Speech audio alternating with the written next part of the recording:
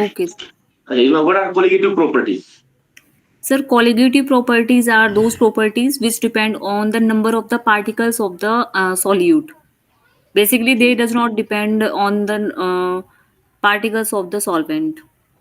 मतलब nature of Yeah. Solvent पे तो डिपेंड करती है लेकिन पार्टिकल ऑफ सॉल्वेंट पे डिपेंड नहीं करती. Particle of solvent mean nature of solvent पे डिपेंड करती है. ऑब्वियसली हम कांस्टेंट लेते हैं, के एफ लेते हैं, के भी लेते हैं, वो सॉल्वेंट के नेचर पर डिपेंड करती है. तो यस सर. पार्टिकल ऑफ मतलब अमाउंट ऑफ द सॉल्वेंट. तो थोड़ा सा कॉन्ट्राडिक्टरी हो गया ma'am. The properties which depends on number of molecules of the solid particles. Number of moles कहते हो. नंबर ऑफ मोल्स और number of particles of solute particles. अगर नंबर ऑफ पार्टिकल्स बोला है, नंबर ऑफ मतलब solute के, not the solvent. Solvent का लिए तो कांस्टेंट है. मैं भी यही बोल रही हूँ sir.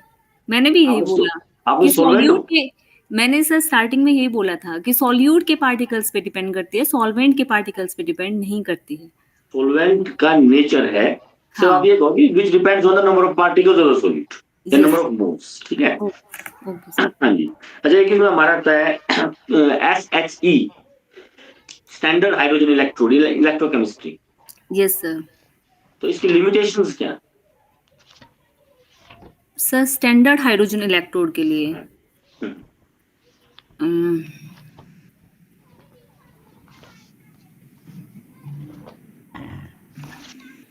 Sir limitation of the SHE.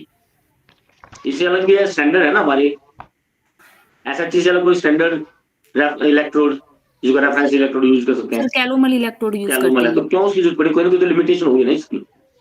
Sir yes sir, एक तो ये एसिडिक मीडियम के लिए होता है, तो हाइड्रोजन इलेक्ट्रोड है. और सर एक इसका जो इलेक्ट्रोड पोटेंशियल है 0 होता है, लेकिन आई थिंक ये तो लिमिटेशन नहीं होनी चाहिए. ये लिमिटेशन नहीं है, 0 लिया जाएगा, कोई भी रेफरेंस होगा 0 लिया जाता है. Yes sir. मेन क्या है कि जब गैस पास करते हैं, अगर वो as electrode as anode use हो रही है, तो hydrogen gas will dissociate into H ions. Yes sir. तो हाइड्रोजन गैस का प्रेशर डिक्रीज हो जाता है. अगर एज ए कैथोड यूज होती है, H ion change into hydrogen gas, H ion की कंसंट्रेशन चेंज हो जाएगी, हाइड्रोजन का प्रेशर बढ़ जाएगा. Yes sir. तो H आयन की कंसंट्रेशन और हाइड्रोजन का प्रेशर को मेंटेन करना थोड़ा सा डिफिकल्ट होता है इसके अंदर. अब मैं कर लूं सर 2-4 क्वेश्चन? हाँ जी सर, हाँ जी बिल्कुल कर लीजिए आप 5-7 मिनट के बाद जुड़ जाइए सर. ठीक है. ओके. ठीक है ma'am. Okay sir. Confident.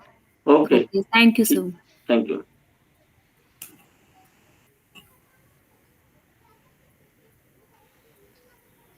Formative assessment और समेटिव असेसमेंट में क्या अंतर होता है मैम, बताइए.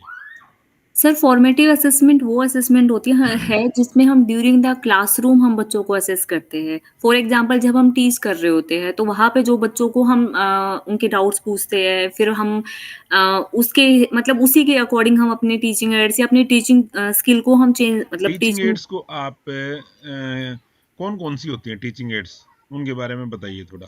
सर टीचिंग एड्स जैसे तो मैडम क्या है, इधर उधर मत देखिए. जब सामने वाला क्वेश्चन है ना, तो आप कोशिश कीजिए सामने ही वो आई कांटेक्ट करके आंसर दें. ठीक है. हाँ बताइए. सर टीचिंग एड्स में जैसे हमारे पास लेक्चर मेथड होता है. हाँ इस तरह से. हाँ सर, जैसे हमारे पास लेक्चर मेथड होता है, प्रॉब्लम सॉल्विंग मेथड होता है, ह्यूरिस्टिक मेथड है या डेमोन्स्ट्रेशंस मेथड है, इंडक्टिव मेथड है. ये तो मैंने टाइप्स ऑफ आपने मेथड्स बता दिए. मैंने टीचिंग एड्स की पूछी है मैंने आपने. ओके सर, ये ऑडियो हो सकता है, कोई भी वीडियो हो सकता है या ठीक है, म्यूचुअल भी हो सकता है सर, जैसे प्रोजेक्टर्स होते हैं. हाँ ये होते हैं ये. ठीक है.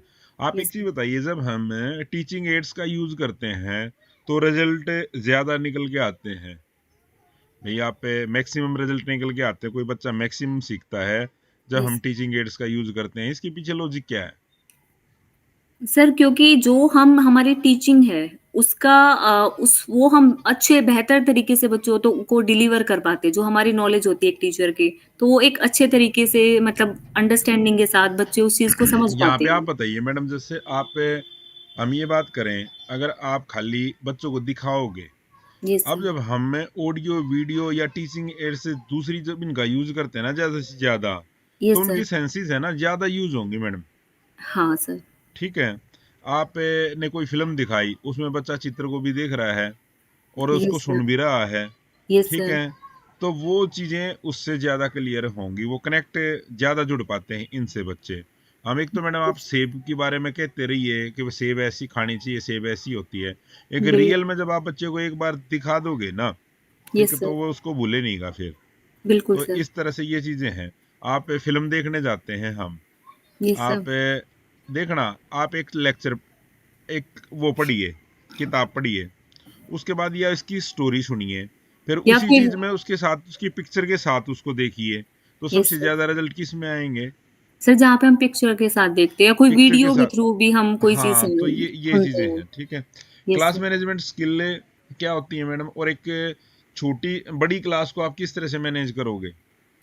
सर क्लास मैनेजमेंट स्किल का मतलब है कि आप कैसे एक क्लास को मैनेज कर रहे हो, आपके अंदर हुँ, हुँ, क्या-क्या स्किल्स है। तो हुँ। सर इसमें ये होता है कि जब भी हम क्लासरूम में जाते हैं तो सबसे पहली बात मुझे लगता है कि हमें सब्जेक्ट की नॉलेज होनी चाहिए एज़ ए मुझे सब्जेक्ट लगता नहीं है टीचर। ना मैडम, आपके लगने का कुछ नहीं है। आप पे जो चीज़ें होनी चाहिए ना वो हाँ, बताना है मैडम। ठीक है। आप पे देखो, हुँ, आपने ये चीज़ बतानी है, कभी ये नहीं कहना कि मुझे लगता है, मैं ऐसे सोचती हूँ। वो हाँ, आपके सोचने पे नहीं चलेंगी चीज़ें। हाँ, आपने ये बताना कि रियल में ये चीज़ें हैं।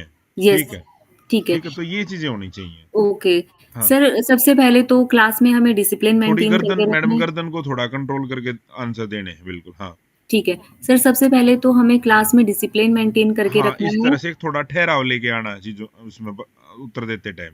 Okay sir. ठीक है, हाँ, बताइए। सर सबसे पहले तो हमें क्लास में डिसिप्लिन मेंटेन करके रखना है।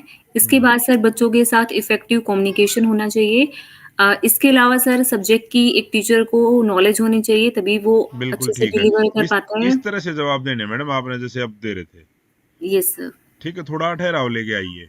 Okay sir. उससे सामने वाला भी अच्छी तरह से सुन पाएगा। आप ये बताइए नॉन फॉर्मल एजुकेशन क्या होती है? सर वो फॉर्मल एजुकेशन जो हम स्कूल में मतलब नॉन सीखते नॉन नॉन हैं। Okay non sorry formal. Sir. Sir हुँ। नॉन फॉर्मल होती है कि वो एजुकेशन जो हम कहीं से भी सीख सकते हैं मतलब नहीं हम मैडम, अपने वो तो घर से इनफॉर्मल भी एजुकेशन होती है। सर नॉन फॉर्मल का मतलब यही होता है कि जो जैसे हम अपने घर से या अपने नहीं, नहीं आस-पास, मैडम, अपनी सोसाइटी से 3 टाइप्स सीखते हैं। होंगे। एक तो फॉर्मल, इनफॉर्मल, नॉन फॉर्मल। जो आपने बताया जिसके लिए बाकायदा क्लास लगाई जा रही है, सारी चीज़ें की जा रही हैं, तो वो वो तो है, फॉर्मल एजुकेशन है। वो आपकी फॉर्मल एजुकेशन है। उसके बाद आपके एग्ज़ाम होंगे, सारी चीज़ें होंगी। दूसरा है आप अपने सोसाइटी में या दूसरे व्यक्तियों से जो चीज़ें हम सीखते हैं, वो हाँ। सारी हैं हमारी इनफॉर्मल एजुकेशन। एक है बीच का रास्ता, आप आपने अब कॉलेज कर लिया, उसके बाद आप कहीं पे वर्किंग हो और चाह रहे हो कि मेरे को आगे अपनी एजुकेशन करनी है। आप यस डिस्टेंस लर्निंग प्रोग्राम है, उसके तहत एडमिशन लेते हो, वो यस काउंट होगी non formal informal education, non sorry formal में। नॉन फॉर्मल में। ठीक है, ओके। ठीक तो है। सर ये जो नॉन फॉर्मल एजुकेशन है ये हम मतलब जो भी हम ऑनलाइन कोर्सेज़ करते हैं। हाँ, ये भी हो सकते हैं, ये भी हैं। हाँ, रेगुलर हमने उसके लिए बाकायदा हम क्लास नहीं लगाई, हम गए नहीं कहीं पे, ठीक है? तो इस तरह से ये चीज़ें होंगी, ओके सर, ठीक है? Okay sir. ये है। चलो मेरे को आप ये बताइए जैसे 1 मिनट। न्यूज़ पढ़ते हो मैडम आप? सर नहीं पढ़ती मैं। पढ़नी चाहिए, नहीं पढ़नी चाहिए? सर पढ़नी चाहिए लेकिन मैं नहीं पढ़ती हूँ सर।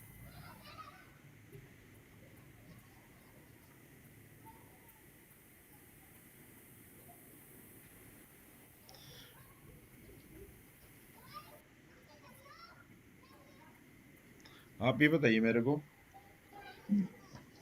आज जैसे अमेरिका के प्रधानमंत्री ने शपथ ली, तो उसके बाद उन्होंने क्या कहा है कि मैं क्या सुधार करूँगा?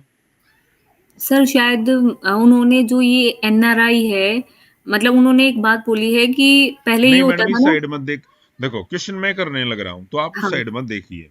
ठीक है सर। ओके सर, ये मैडम ये सुधार करोगे ना तभी ये ध्यान रहेंगी, तो आप मेरी तरफ देख के आंसर ठीक है। दीजिए। हाँ, सर इसमें ये हुआ है कि अमेरिका के राष्ट्रपति ने बोला है कि पहले अमेरिका में पैदा होने वाले बच्चे को जन्म से ही नागरिकता मिल जाती थी। ठीक लेकिन है। अब उसको जन्म से नागरिकता नहीं मिलेगी, तो उसके लिए शायद कोई अलग एक कुछ बनाया जाएगा, रूल बनाया जाएगा, तो उसी के हिसाब से उनको नागरिकता दी जाएगी। ये अमेरिका के कौन से राष्ट्रपति हैं? सर कौन से नंबर के राष्ट्रपति है? हाँ, कौन से नंबर के हैं? सर ये मुझे नहीं पता। 47 मैडम। Okay sir. ये बताइए, जो एनईपी है, एनईपी के अंदर अंदर मल्टीपल एंट्री और एग्जिट, ये क्या है इसमें? सर ये एनईपी के अंदर मल्टीपल एंट्री और एग्जिट का मतलब है कि जैसे बच्चा अगर फर्स्ट ईयर कंप्लीट करके किसी भी रीजन की वजह से वो फर्स्ट ईयर को छोड़ देता है, मतलब अपनी स्टडी को कंटिन्यू नहीं रख पाता है, तो वहां पे बाद में उसके पास ऑप्शन होता है कि वो फिर से अपनी स्टडी को कंटिन्यू कर सकता है। जैसे अगर वो फर्स्ट ईयर का क्लास को फर्स्ट ईयर कंप्लीट करता है तो उसको एक सर्टिफिकेट दिया जाएगा। अगर वो सेकंड ईयर कंप्लीट करता है तो उनको एक डिप्लोमा दिया जाएगा, और अगर वो थर्ड ईयर कंप्लीट कर लेते हैं तो उनको डिग्री दी जाएगी। तो इस तरीके से सर ये एक ऑप्शन होता है कि किसी भी रीजन की वजह से अगर कोई बच्चा अपनी पढ़ाई को कंटिन्यू नहीं रख पाता है तो बाद में वह कंटिन्यू कर सकता आप है। ज्वाइन कर लो मैडम, बनेगी, उसको भी पैसे मिलेंगे, उसमें जो सैलरी दी जाएगी वो भी तो कहीं ना कहीं लड़की को प्रमोट होगी उससे भी। बिल्कुल सर। ठीक है, यस ठीक है सर। मैडम, थोड़ा इस चीज का ध्यान रखना जो मैंने चीजें आपको बताई है, ठीक है? ओके सर, और थैंक यू चीजें सर। ठीक, थोड़ा ठहराव लेके आना है मैडम उत्तर देने में। Okay sir. जैसे मैं बोलता हूँ ना वीडियो में आराम आराम से इस तरह से,